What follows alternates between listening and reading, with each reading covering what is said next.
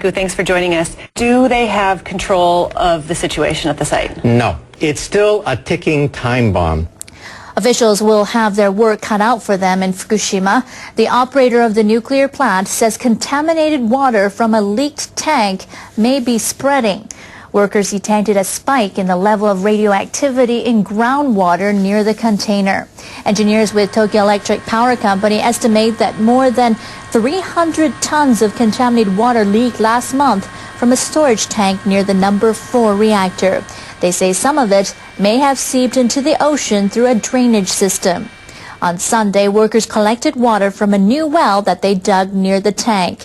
They found 3,200 becquerels of strontium and other radioactive substances per liter. That's 5 times higher than levels found last week in a sample taken from another well.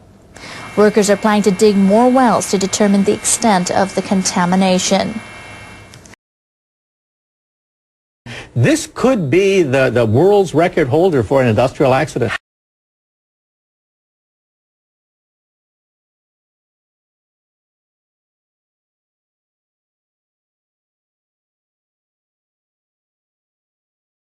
Americans think this crisis is over, or that some even think that maybe it's solved or it's contained. It's not. Japanese officials have filled in some of the details of their plan to deal with the crisis. They provided an outline of it to members of the International Atomic Energy Agency. Japanese leaders approved the plan last week. Ambassador Toshiro Ozawa presented it at IAEA meeting in Vienna. He said the build-up of radioactive water is the most urgent issue. So all the mythology of the accident has been turned upside down because utility has finally fessed up to how severe this accident really was. People in other countries, especially Japan's neighbors, are concerned about the problem. But in New York City, you can actually see it in the milk. I understand they expect us to carry out the plan successfully, and they want us to keep them up to date about the situation. We were told 3 partial meltdowns, don't worry about it. Now we know it was 100% core melt in all 3 reactors.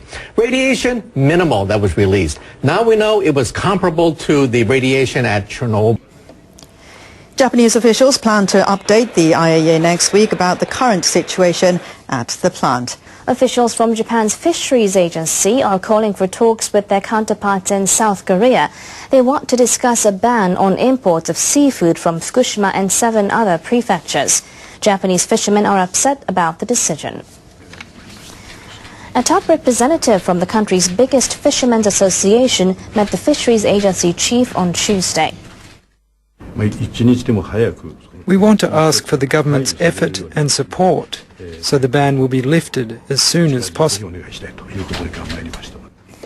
Hiroshi Kishi says information on the safety of Japanese seafood should be made public as soon as possible. Fisheries Agency Chief Kazuyoshi Honkawa says Japan has already urged South Korea to reconsider the ban. He says Japanese officials want to hold working-level talks. How are they storing and disposing of this stuff? That's the killer, because they have all these vats that are filling up now. They may have to dump it into the ocean again. At that point, the Chinese, the Koreans, the fishermen, they get up all in arms because there's so much damage. Every time you put water in, it leaks right out again, highly radioactive, and it's filling up at the site now. So what do they do with it? Right now, they're just counting the number of gallons as they pile up, desperately trying to bring more vats in. But once they saturate, they're going to have to dump. And at that point, it's another crisis. Government officials are also struggling with decontamination work in areas near the plant. The Environment Ministry says it will take longer than expected in 7 out of 11 municipalities. Minister Nobuteru Ishihara says the work will continue after the initial deadline at the end of next March. Officials say they're having trouble locating residents who have left the area. They need to get their approval before they can decontaminate their properties. They're also struggling to find space to store radioactive soil. The ministry plans to draw up a new timetable by the end of the year after consulting local municipalities. The timetable will influence when residents can return home.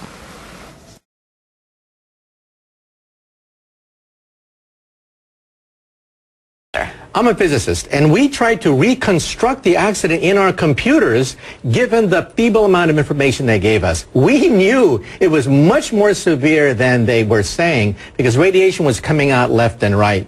So, in other words, they lied to us. There's excitement in the air with Tokyo's winning Olympic bid, but the Fukushima issue will be one of the main challenges toward the 2020 Games. NHK World's Kurando Tago has more. Prime Minister Shinzo Abe appeared to beam with pride on Tuesday, returning to his office for the first time since he helped Tokyo win the 2020 Games.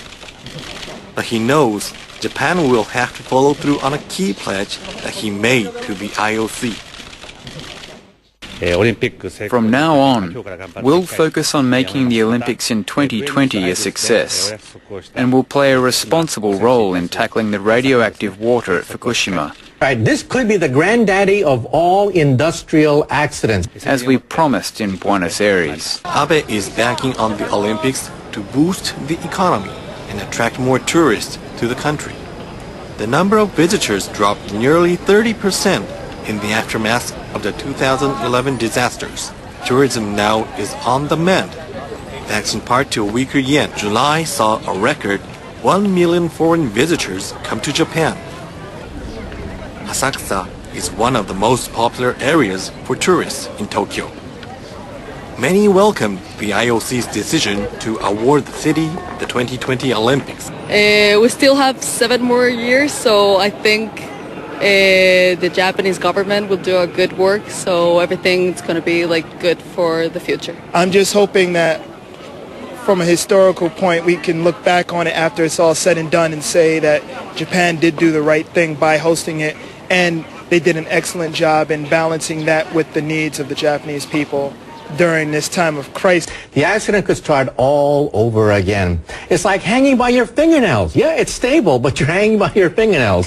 Professor Hidenori Tomozoe heads Waseda University's School of Sports Sciences. He says the government needs to act on its words and ensure the Olympics will benefit the people affected by the March 2011 disasters. If the Olympics were to contribute to the reconstruction efforts, then there needs to be a solid plan that outlines how Tokyo will work with the disaster-hit areas and what the Games will achieve. And he points out that providing credible information on the Fukushima Daiichi situation is crucial. Scientific evidence should be disclosed to show whether Fukushima is really safe. Information needs to be provided in real time. Japan should not be seen to be hiding or manipulating information. So while the country celebrates winning the right to host the 2020 Games, Japan is aware the whole world is watching how it will handle the nuclear crisis. Though the Olympics are still 7 years away, the government needs to act now and speed up efforts to resolve the issues at Fukushima Daiichi. They knew how much radiation was coming out. They knew the danger. They knew how much core melting was taking place, but they tried to put a happy face on it. The government is gearing up to deal with the leakage. A panel of cabinet ministers has held their first meeting to accelerate a solution. We are gathering all the available knowledge from experts both at home and abroad to create an effective solution to the contaminated water issue. The government has already decided to spend about $470 million of taxpayers' money to deal with the issue. The panel has decided to identify potential risk factors and compile necessary countermeasures before the end of this year.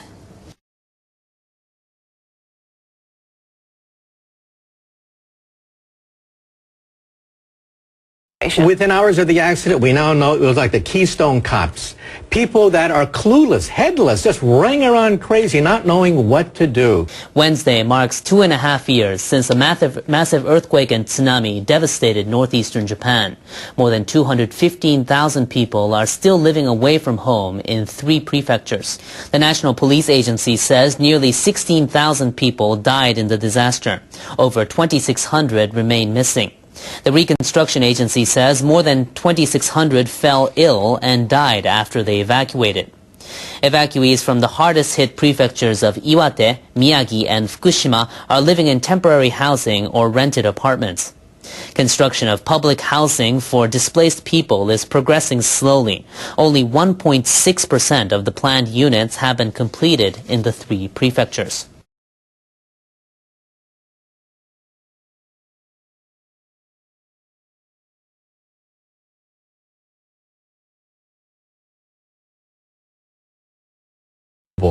And as far as evacuation, 12 miles, that's it. You don't have to evacuate beyond 12 miles. Now they find hotspots, 4 hotspots outside the evacuation zone. 34,000 school children now have radiation badges when they go to school. Kindergartners with radiation badges. Down to 4 years of age. Can you imagine that? Kindergarten kids with radiation badges going to school. Minutes from the Bank of Japan's last meeting show many board members are hoping that the government will remain on course with efforts to improve the nation's fiscal health. The minutes cover the BOJ's 2-day policy meeting, which ended on August 8th. Many members indicated that it was important to have faith in the government's fiscal reforms. One policymaker said backtracking on the policies would lead to a loss of trust in the Japanese government bonds and higher long-term interest rates.